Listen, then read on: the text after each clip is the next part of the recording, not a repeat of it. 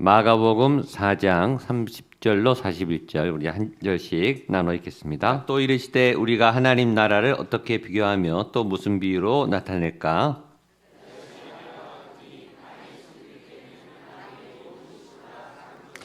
심긴 후에는 자라서 모든 풀보다 커지며 큰 가지를 내나니 공중의 새들이 그 그늘에 깃들 만큼 되느니라.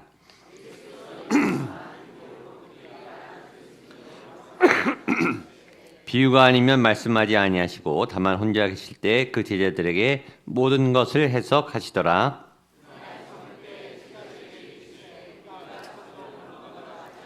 그들이 무리를 떠나 예수를 배에 계신 그대로 모시고 가매 다른 배들도 함께 하더니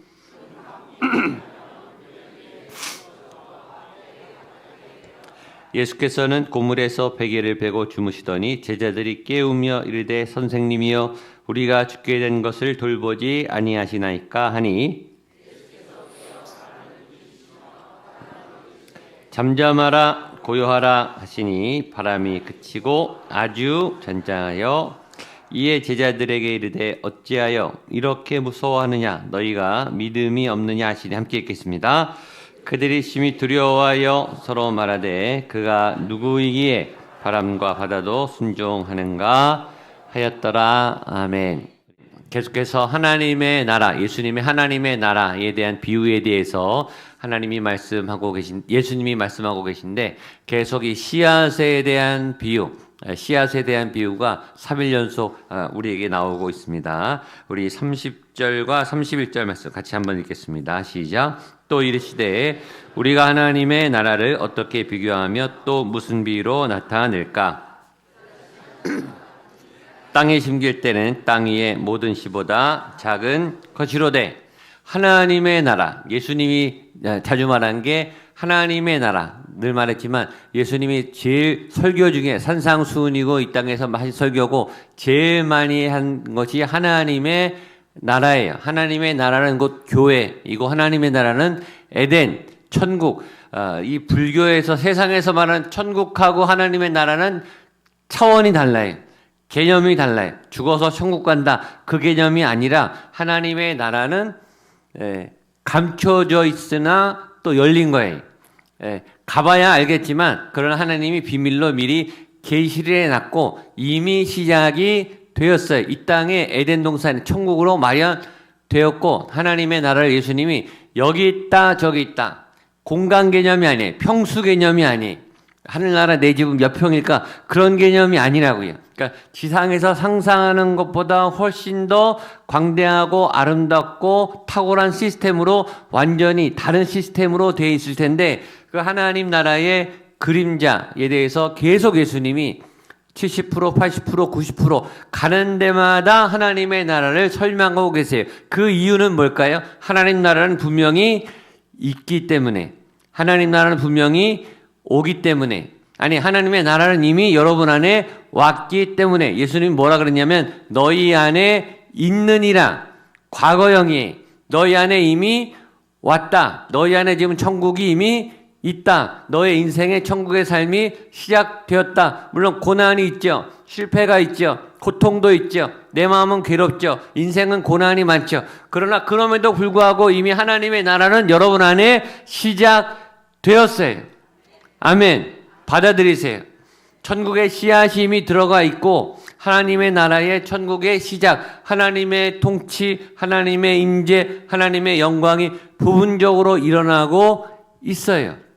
그리고 하나님의 나라가 점점 커져가고 있단 말이죠. 오늘 제목이 커지며 큰 가지를 내나니. 오늘 설교 제목, 본문 제목을 이렇게 제가 잡았는데 한번 따라하시죠. 커지며 큰 가지를 내나니. 커지며 큰 가지를 내나니.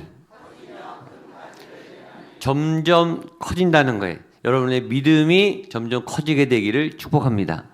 믿음이 커지면 여러분 안에 예수님의 능력이 점점 나타나기 시작해요. 성경 속의 기적이 나타내요. 설명할 수 없는 이게 해석되지 않는 일들이 일어나요. 하나님은 엉뚱하게 역사하신다 그랬죠. 계획대로 안 되고 계획하고 다르게 엉뚱하게 일어나는데 점점 커지며 큰 가지를 내나는 점점 커져요. 일이 커져요. 지경이 커져요. 반경이 커지고 하나님의 역사가 커지고 여러분을 통해서 나타나는 예수님의 능력이 커져요. 이번 주에 새벽 기도의 주제가 믿음의 힘, 구원의 능력이 같은 맥락이 여러분이 하나님을 믿고 이렇게 새벽 기도를 하시고 믿음 생활하고 예배를 하면 여러분의 믿음의 힘, 구원의 능력이 점점 커지게 될 줄로 믿습니다. 금년 주제 돌파, 확장, 충만 똑같죠. 커지며 큰 가지를 낸다. 하나님을 믿으면 돌파가 일어나고 커지고 큰 가지를 내고 확장하고 충만하게 된다. 여러 면에서 이런 일들이 나타나게 되기를 축복하고, 특별히 금년 한 해 이 커지며 큰 가지를 내는 놀라운 역사가 교회 구석구석, 여러분의 가정 구석구석, 진로, 진학, 결혼, 만남, 출산 구석구석에 나타나게 될 줄로 믿습니다. 병이 낫는 역사가 나타날 줄로 믿습니다. 제가 늘 말하지만 그냥 치유를 위해서 기도하지 않아도 찬양하다가 예배하다가 말씀 듣다가 호련히 날 거예요. 치유가 일어날 거예요. 재정이 열릴 거예요. 진로가 열릴 거예요. 그런 은혜를, 기적을 믿을 때 기적이 일어나요. 나에게 그런 일은 안 일어날 거야. 그런 사람에게도 일어나기도 해요. 그런데 믿으면 얼마나 빨리 일어나겠어요. 그 때와 시기는 하나님이 정하셨어요. 이미 치유가 받았고 문제가 해결됐지만 그것을 믿음으로 취하고 있으면 어느 날 이게 풀어져요. 이게 나타나고 드러나고 현실이 돼서 됐네, 일어났네, 낫네. 아플 때는 아픈데 날 때는 몰라요 잘. 근데 이게 생활하다 보면 이게 나 있어요. 괜찮아졌어요. 아물어 버려요. 그때는 그렇게 큰 문제고 우리 가족이 막 지옥 같고 우리 자녀 문제 때문에 너무너무 괴로웠는데 이게 쓱 하고 풀어지면은 아무 일도 없던 것처럼 이렇게 풀어지기 시작해요. 그런 열쇠를 이 사단이 자꾸 고난을 통해서 우리에게 꼼짝 못하게 하는데, 예수님이 오늘 본문처럼 풍랑을 잠잠케 하시는 예수님이 여러분 가정의 폭풍과 풍랑을 잠잠하게 하실 줄로 믿습니다. 문제가 해결될 줄 믿습니다. 해결을 믿고 나아가세요. 소망을 믿고 나아가세요. 믿음, 소망, 사랑, 이것은 늘 존재한다 그랬어요. 언제나 있다고 했어요. 그 중에서 얘는 사랑인데 그 하나님의 사랑, 믿음, 소망으로 오늘 예배하게 되시기를 바랍니다. 그런데 오늘 성경에 보면 겨자씨 하늘, 하나님의 나라는, 여러분 하나님의 나라는 지구보다 크겠죠. 태양계보다도 더 크겠죠. 하나님이 우주를 만드셨으니까 태양계의 수천억 개가 은하계의 수천억 개가 우주라는데 하나님의 나라는 훨씬 더 크겠죠. 하나님은 그렇게 크신 분이에요. 그러니까 뭐 평수 걱정은 안 하셔도 돼. 크고 넓은 좋은 곳을 주시겠죠. 그런데 놀랍게 예수님이 뭐라고 말하냐면 하나님의 나라는 겨자씨 하늘과 같다. 하나님 나라의 출발은, 여기 출발을 말해요. 작은 겨자씨 하늘, 보일 듯 보이지 않는 하늘의 씨앗과 같다. 이건 굉장히 충격적인 얘기예요.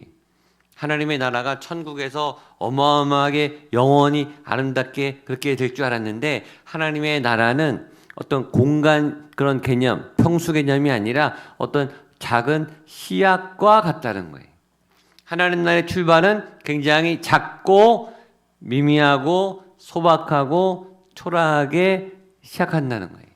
한 씨앗처럼 후불면 날아가요. 있으나 마나 할 것 같아요. 처음에는 아무것도 아닌, 별거 아닌 것처럼 보여요. 이 믿음의 출발이 굉장히 사소하게 별거 아닌 것처럼 믿어도 되고 안 믿어도 될 것 같은, 내 인생에 별 큰 영향을 줄 것 같지 않게 찾아온다고요. 믿음은 한 사람, 한 가족, 한 사건, 한 어떤 출발점을 계기로 굉장히 은밀하게, 굉장히 작게, 아마 지금 여러분 안에 어떤 하나님의 기적이 시작됐는데 겨자씨 하나 같아서 시작됐는지도 모를 만큼, 목양교회 안에 하나님이 뭔가 역사를 시작하고 작년부터 강력하게 시작하고 계신데 그게 나한테 지금 시작됐는지도 모를 만큼 작고 미미하게 시작한다. 믿음의 조상 아브라함이 갈대아 우르를 떠나 가나안으로 이사를 갔어요. 성경에 있으니까 우리가 알죠. 그 당시에 갈대아 우르, 이 아브라함이 가족이 좀 부자였어요. 좀 갈대아 우르에서 알아주는 가족이었어요. 그렇다 한들 그 이상한 거를 누가 알아주냐 이거죠. 아무도 기억 안 해. 모리아산에 아브라함이 이삭을 번제로 드리러 갔거든요. 두 사람이 갔어요. 두 사람이. 아브라함과 이삭. 종들은 다 내버려 두고 두 사람이 가서 그 번제를 드리고 하나님이 이제 멈추어라 하면서 내가 너를 복의 근원을 만들고 믿음의 조상을 세우겠다라고 약속을 아브라함 혼자 들었어요. 혼자. 아무도 몰라요. 아무도. 아브라함이 이삭을 바쳤다는 그 사건, 그 성경 속의 그 기적과 그 놀라운 하나님의 여호와 이레의 사건을 당시에는 아무도 몰랐어요. 모세가 시내산에서 떨기나무 안에서 하나님을 만났죠. 누구 혼자 만났어요? 모세 혼자 만났어요. 아무도 몰라요. 아무도 안 알아줘요. 다윗이 아둘람굴에서 광야에서 사울에게 쫓기면서 12년 13년간을 홀로 광야에서 살았어요. 그걸 누가 알아줬냐고요. 그 고통을, 그 사울이 죽일까봐 언제 들이닥치 모를 불안과 공포의 밤을 그 십수년을 지냈던 그 고통의 시간들을 아무도 기억하지 않아요. 다윗 혼자만 알아요. 근데 하나님이 아시죠. 여러분 이렇게 새벽기도 나오고 안 나오고 뭐 5번 나왔는지 6번 나왔는지 끝나고 기도를 20분 했는지 30분 했는지 여러분 저도 몰라요. 여러분만 알죠. 내가 여기 목양교회 구리시의 목양교회 새벽기도에 와서 내가 새벽기도를 드렸다라는 사실을 누가 알아주냐 이거예요. 내가 이 부서에서 봉사하고 또 저 부서에서 헌신하고 또 이 소중한 이 나의 헌금을 하나님께 드렸던 거를 누가 알아주냐? 저도 몰라요. 여러분, 전 여러분 헌금 낸 거 저는 확인 안 해요. 재정부에서 다 하지. 누가 얼마 냈고 얼마 냈고 하나도 저한테 보고하지 말라 그래요. 제가 어느 날 부목사 때 한번 그걸 해봤어요. 해봤는데 놀라운 일이 이상하게 딱 한 번 봤는데 바로 기억이 나더라고요. 그분을 보면 헌금 액수가 딱 떠오르는 거예요. 놀라운 현상이 일어나더라고요. 그러니까 목회하는데 지장이 생겨요. 그래서 제가 안 봐요. 절대 안 봅니다. 저한테 헌금하는 게 아니니까. 그냥 하나님한테 하시면 돼요. 하나님이 기억하세요. 사람은 몰라줘도 하나님은 기억하세요. 근데 그런 과정 중에 우리는 두려움을 느껴요. 이 기도를 누가 알아주나? 내 예배를 누가 알아주나? 우리 안수 집사님들이 숨어서 눈을 치우고 주차 봉사를 하고 땀을 흘리고 또 주차 봉사하는데 말 안 듣는 주차하는 분들이 꼭 있거든요.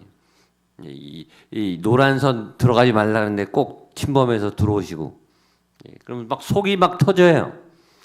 그걸 누가 알아주냐고요. 누가? 아무도 안 알아줘요. 그럴 때 두려움이 내가 이 일을 하는 게 의미가 있나? 내 이 기도가 의미가 있나? 이 헌신과 봉사가 의미가 있나? 자괴감과 회의에 빠져요. 하나님의 나라는 그렇게 나타나는 것처럼 안 나타나는 것처럼 깜빡깜빡하게 믿음이 있었다가 없었다가 시험 들다가 그러다 교회를 안 나오는 분도 생기고 시험에 드는 분도 있고 성경 내 던져버리는 분도 있고 그렇기도 해요. 그렇게 안 알아주는 거예요. 그런데 그때가 진짜 믿음이 필요할 때, 우리가 믿음이 제일 필요할 때는 믿음이 사라지기 시작할 때, 믿어지지 않을 때, 하나님이 안 계신 것 같을 때, 이 겨자씨, 작은 겨자씨 하나가 뭘 할까? 나 같은 사람이, 나같이 능력도 없고 사람들도 알아주지 않는 이 미천한 자가 도대체 뭘 할 수 있을까? 하나님의 영광을 위해서 뭘 할 수 있을까? 세계 열방에 능력 있게 열심히 있게 영향력을 끼치면서 유명한 부자들, 능력자들, 연예인들, 학자들, 그런 전문가들이 너무나 많은데 나는 도대체 뭘 할 수 있을까? 누가 알아주나? 난 아무것도 아니구나. 라고 자괴감과 절망에 빠질 그때에 예수님은 그 기도까지 다 보고 계세요. 하나님이 알아주시면 돼요. 하나님이 여러분의 기도와 이 예배 자리와 여러분의 기도 내용을 다 알고 그 헌신과 눈물의 땀을 다 기억하신 줄로 믿습니다. 예수님이 보는 관점은 사람하고 달라요. 예수님은 과부의 두 렙돈, 지금으로 말하면 20원도 안 되는 돈이에요. 20원도 안 되는 돈. 근데 그날 헌금한 사람 중에 저 20원 한 저 과부가 제일 많이 했다 이렇게 얘기했어요. 그러니까 이 액수의 양의 차이가 아니, 마음의 차이, 정성의 차이, 물리적인 차이가 아니, 영적인 눈으로 예수님은 바라보세요. 헤롯이 역사상 가장 큰 예루살렘 성전을 졌거든요. 웅장하게 성전을 졌어요. 예수님이 뭐라 그랬냐면 이 성전은 가짜다. 내가 허물어 버리겠다. 이 거대한 건물을 보면서 예수님은 꿈쩍도 안 해요. 인간이 건물을 아무리 높게 지은들 63빌딩이고 뭐 롯데 월드몰이고 예수님한테는 이 점보다 작은 거죠. 예수님을 담을 수 없는 크기예요. 그러니까 예수님 그런 사이즈로 안 봐요. 얼마나 유명한가, 얼마나 팔로워가 많은가, 얼마나 인지도가 높은가, 얼마나 돈이 많은가. 예수님 콧방귀도 안 껴요. 많아봤자죠. 뭐 어떡하겠어요. 예수님하고 비교가 안 되죠. 예수님은 작고 연약한 아기로 마국간에 오셨다고 해요. 그러나 예수님이 마국간에 태어난 거는 목자 몇 명만 알지 아무도 몰랐어요. 하나님의 나라, 하나님의 역사는 어떻게 시작한다? 겨자씨에서 시작한다. 작고 연약하게 시작하는데 32절 보겠습니다. 시작. 심긴 후에는 자라서 모든 풀보다 커지며 큰 가지를 내나니 공중의 새들이 그 그늘에 깃들일 만큼 됐느니라. 예수님이 가끔 말했죠. 니네가 겨자씨 하나일 만한 믿음만 있어도 산을 옮겨. 시작은 겨자씨 같은데 그 믿음에 하나님이 역사하면 우주보다 강력한 역사가 풀어져요. 그래서 그걸 기도한 겨자씨만큼만의 작은 믿음이라도 내게 주옵소서. 그 믿음이 풀어지기 시작하면 심긴 후에는 자라요. 이 믿음이 자라요. 하나님 그 믿음에 역사하세요. 어쩌면 여러분의 그 겨자씨 같은 믿음이 생길 때까지 지금 부어지려고 기다리고 계실지 몰라요. 부어지기 시작하면 이거는 감당할 수 없게 커지는데 커지며 모든 풀보다 커지고 큰 가지를 내나니. 우리 한 번 더 따라. 커지며 큰 가지를 내나니. 옆에 분에 커집니다. 큰 가지를 냅니다. 상상할 수 없게 커져요. 불어나요. 이 새벽에 미미하게 했던 이 작은 기도가 어마어마하게 커지게 될 줄로 믿습니다. 엄청난 열매를 낼 줄로 믿습니다. 구리시의 목양교회가 어마어마한 파장을 일으키는 영적 각성의 진원지가 되기를 축복합니다. 여러분이 새벽에 금요일날 주일날 드리는 이 예배의 폭발적인 부흥으로 커지며 큰 가지를 내게 될 줄로 믿습니다. 그래서 공중의 새들이 그늘에 깃들 만큼 되느라 영향력이 커지는 거예요. 누구를 돕고 있는 거예요. 누구를 살리고 있는 거예요. 막대한 영향력이 지경이 넓어지는 거예요. 돌파와 확장과 충만, 확장, 커지는 거예요. 넓어지는 거예요. 깊어지는 거예요. 많아지는 거예요. 그런 은혜가 여러분에게 있게 되기를 축복합니다. 상황이 바뀌어서 이제 풍랑이 나옵니다. 35절로 38절 말씀 보겠습니다. 시작. 그날 저물 때에 제자들에게 이르시되 우리가 저편으로 건너가자 하시니 그들이 무리를 떠나 예수를 배에 계신 그대로 모시고 가매 다른 배들도 함께 하더니 큰 광풍이 일어나며 배에 가득하게 되었더라. 예수께서는 고문에서 베개를 베고 주무시더니 제자들이 깨우며 이르되 선생님이여 우리가 죽게 된 것을 돌보지 아니하시나이까 하니. 자, 예수님하고 제자들이 배를 타고 가는데 그것도 예수님이 제자들에게 우리가 건너가자. 예수님이 가자 그랬어요. 여러분 예수님이 불렀죠. 예수님이 믿음 생활 하라 그랬어요. 예수님이 믿음 생활하면 예수님이니까 얼마나 안심이 돼. 얼마나 감격이에요. 이 길이 좋은 길이겠구나. 진리의 길이겠구나. 생명의 길이겠구나. 그 배를 탔더니 37절 큰 광풍이 일어났어요. 풍랑이 아니라 광풍이에요. 광풍은 뭐죠? 풍랑은 풍랑인데 미친 풍랑이. 미친 듯이 휘몰아치는 풍랑. 예수님의 제자들의 반은 어부에 갈릴리의 베테랑 20년 30년 된 바다 전문가, 고기 전문가, 배 전문가, 풍랑 전문가들이 그 베테랑들이 거기 다 있는데 제어가 안 돼요. 풍랑이 부는데 풍랑이 미친 듯이 불어서 죽게 된 거예요. 전문가들이 다 있는데도 죽게 되는 거예요. 예수님도 계시고 예수님이 가자 그랬고 제자들, 전문가들도 다 있는데 풍랑이 부는데 죽기 직전의 상황이 온 거예요. 이런 상황이 우리에게 생긴다. 제자들이 원했나요? 원하지 않았어요. 예측했나요? 예측하지 않았어요. 믿음 생활의 여정 중에, 인생의 여정 중에 광풍이 불어요. 제자들에게도 불어요. 예수님과 함께 있는데도 불어요. 믿음이 있는데도 분다고요. 새벽기도 나와도 불어요. 봉사해도 불어요. 믿음이 좋은데도 불고 예수님이 함께 해도 광풍이 불어요. 2024년에 광풍이 안 불까요? 불어요. 그냥 풍랑이 아니라 미친 듯한 광풍이 불어요. 통제가 안 되는 위협, 죽음에 이를 것 같은 긴박감의 위협, 은혜가 충만하고 믿음이 충만해야 되는데 두려움이 충만하고 절망이 충만하고 앞길이 캄캄하고 답이 없어요. 답이 안 보여요. 그렇게 제자들은 사투를 벌이고 있는데 예수님은 너무 태평해. 38절에 보면 예수님께서는 고문에서 베개를 베고 주무시더니 두 가지 메시지를 배우죠. 하나는 예수님은 풍랑 속에 배가 얼마나 요동했겠어요. 그렇죠? 그 흔들리는 배 안에서도 코 골고 주무실 만큼 피곤하게 사역하셨어요. 예수님이 새벽부터 밤까지 3년 내내 쉼없이 사역하셨다. 무리가 늘 몰려왔잖아요. 몇천 명에서 몇만 명을 계속 안수하고 기도하고 고쳐주고 상담하고 길내고. 예수님 보면 단 한 영혼도 거절한 영혼이 없어요. 예수님한테 오는 사람은 다 고쳐졌어요.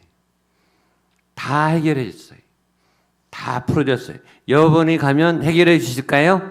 아멘. 풀어줄 줄로 믿습니다. 그러니까 예수님도 육신이 있기 때문에 풍랑이 있는데도 주무신 만큼 피곤하게 주무셨다. 하나. 또 하나. 예수님이 계시는데 풍랑이 있는데 예수님은 평온하시다. 예수님의 제자들은 지금 죽음과 사투하고 있으나 예수님은 평안하시다. 우리에게 문제는 굉장히 중요하고 크고 무섭고 두렵지만 예수님에게 그 문제는 아무것도 아닌 거예요. 그걸 보셔야 돼요. 예수님은 그만큼 큰 분이시죠. 그럴 때 제자들이 이렇게 말합니다. 제자들이 예수님을 깨웠어요. 깨우면 38절 같이 한번 읽어보죠. 시작. 예수께서는 고물에서 베개를 베고 주무시더니 제자들이 깨우며 이르되 선생님이여 우리가 죽게 된 것을 돌보지 아니하시나이까 하니. 이게 우리의 마음이죠. 예수님이 가자고 따라갔어요. 제자들이. 자기들이 가자 그런 것도 아니고 예수님이 제자들을 불렀죠. 불렀고 제자들을 삼았고 배에 태워서 예수님과 함께 가고 있으면 예수님이 도와주셔야지. 풍랑이 안 오게 해주셔야지. 적어도 예수님이 계신 배에는 풍랑이 없어야 될 거 아니. 내가 하나님의 사역을 하면은 좀 도와주셔야 될 거 아니. 내가 헌금을 하겠다고 하면 재정을 좀 부어주셔야 될 거 아니. 내가 하나님의 일을 하고 싶으면 건강을 좀 주셔야 될 거 아니. 근데 예수님은 코 골고 주무시고 대답이 없고 응답이 없고 거절하시는 것처럼 우리를 지키지 않은 것처럼 보여서 제자들이 예수님 왜 나를 돌아보지 않습니까? 나 죽게 생겼는데 왜 안 도와주세요? 예수님 뭐 하세요? 약속이 다르잖아요. 이게 예수님입니까? 예수님, 이게 나를 사랑하는 거 맞습니까? 내 미래를 책임지시는 분 맞습니까? 이렇게 우리 가정에 문제가 심각한데, 내 딸이 죽어가고 있는데, 우리 아들이 지금 고통스럽게 있는데, 우리 가정이 지금 궁지에 내몰리고 벼랑 끝에 있는 것을 예수님 알고 계실 텐데 도대체 뭐 하고 계세요? 나는 원망이 확 하고 올라오는 거예요. 이 분노와 원망. 이 예수님을 향한, 하나님을 향한. 왜 나를 부르셨고, 왜 나를 구원하셨고, 나에게 믿음 생활을 주셔서 믿지 않았으면 생기지 않을 이런 고난을, 이런 시험과 시련을 하나님 왜 주십니까? 이 풍랑 가운데 내가 죽게 생겼습니다. 왜 안 돌아보십니까? 라는 원망이 막 쏟아내요. 그때 예수님이 39절입니다. 시작. 예수께서 깨어 바람을 꾸짖으시며 바라더러 이르시되 잠잠하라 고요하라 하시니 바람이 그치고 아주 잔잔하여지더라. 아멘. 자, 예수님이 일어나셔서 풍랑을 상대하는데 당황하지 않으세요. 예수님 당황하지 않으세요. 우리는 당황하는데 예수님은 차분하세요. 침착하세요. 그리고 풍랑을 꾸짖으세요. 여러분의 고난을 꾸짖으세요. 여러분의 위기 상황을 자체를 꾸짖으세요. 풍랑이 인격체입니까? 아닙니까? 아니. 바람이 귀가 있어요? 없어요? 없잖아요. 귀도 없고 인격체도 아니고 대화가 가능한 대상이 아닌데 주님은 명령하세요. 잠잠하라 고요하라. 따라 선포하세요. 잠잠하라 고요하라. 잠잠하라 고요하라. 여러분의 파도와 풍랑이 잠잠하고 고요하게 되기를 축복합니다. 멈추게 되기를 축복합니다. 예수님의 권능과 이름과 능력으로 오늘 쏟아내는 여러분의 고난과 현실과 문제들이, 그 거대한 풍랑들이, 광풍이 미친 듯이 여러분의 삶을 파괴하려고 하는 고난과 시련과 위기들이, 내 앞에는 깜깜하고 나는 답이 없어 그 문제들이 잠잠하고 고요하게 풀어지고 해결될 줄로 믿습니다. 예수님의 이름으로, 예수님의 권능으로. 그래서 여기 나온 거잖아요. 아멘. 그래서 말씀이 중에 태초에 말씀이 계시니라, 이 말씀이 하나님과 함께 계셨고 이 말씀이 하나님이시라. 요한복음 1장 1절 2절. 자, 하나님의 말씀은 살았고 운동력이 있어 보이지 않으나 만물이 통제가 돼요. 그 말씀에. 귀가 없고 이 소통기관이 없는 이 만물이, 인간의 언어는 못 알아듣는데 하나님의 언어는 알아들어. 이게 영의 언어는 통하는 거예요. 이 권능을 나중에 제자들에게도 주신다고요. 우리 안에도 영이 있으니까. 이건 영적인 대화예요. 이 말씀은 영적인 선포예요. 명령이. 예수님이 영이시고 말씀이니까 만물이 복종하는 거예요. 그걸 이 기괴한 간격을 본 게, 만물이 이분의 말씀에 의해서 움직이는 거구나. 예수님이 만물을 주관하시고 통치하십니다. 여러분의 질병과 자녀도 통제하실 줄로 믿습니다. 미래와 앞길도 통치하실 줄로 믿습니다. 그 은혜와 능력이 예수님 안에 있습니다. 여러분의 풍랑의 두려움을 넘어, 위기 상황을 넘어 풍랑을 잔잔하게 하시는 그 예수님의 권세와 능력이 오늘 이번 한 주, 이번 한 해 강력하게 나타나게 되기를 주님의 이름으로 축복합니다.